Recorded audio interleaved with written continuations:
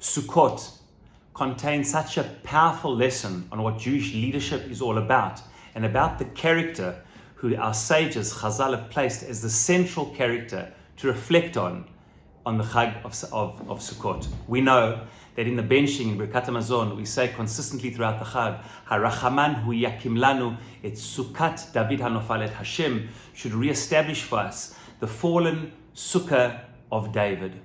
Why are we focusing on David, and what is this fallen sukkah?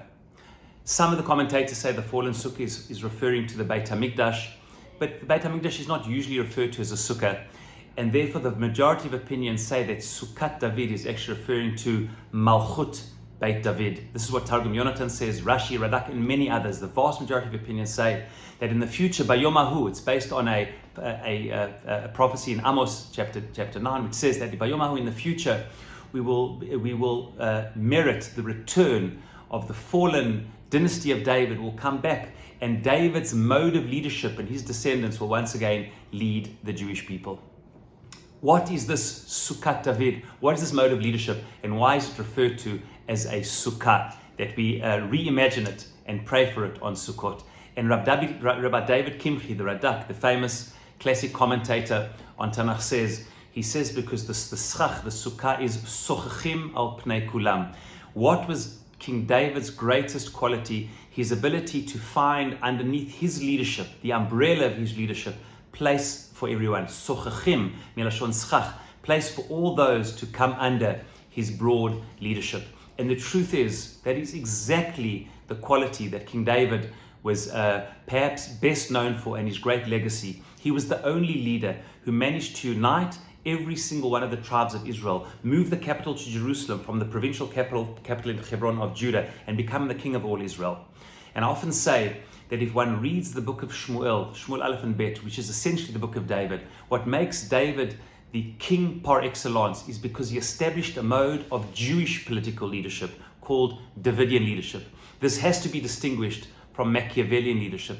Niccolo Machiavelli, the famous statesman from Florence who became known as the father of political science, believed that the essence of leadership and politics is power, and the politician and the leader needs to do everything to stay in power, because the essence of leadership is power. If you read the book of David, the book of Shmuel Aleph and Bet, you see that according to King David, the essence of Jewish leadership is not power, but it's unity. David HaMelech labored more than anything to create this Sukkat David, this type of leadership where he never ever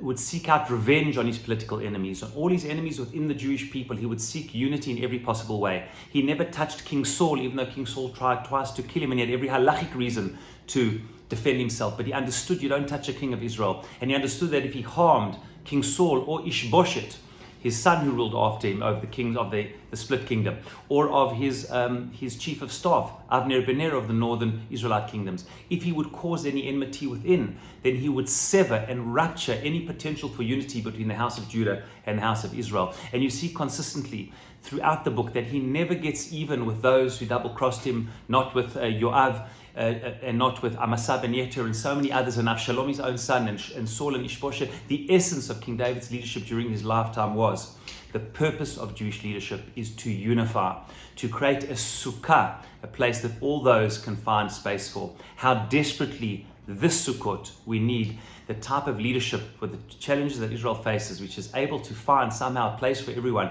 to forge the future together. Be'ezrat Hashem, may we merit the great mode of leadership of King David, and zoche to the answering of our tefillot, Harachaman, the merciful one, hu yakim lanu et Sukkat David hanofalet. Shabbat Shalom, Chag Sukkot Sameach.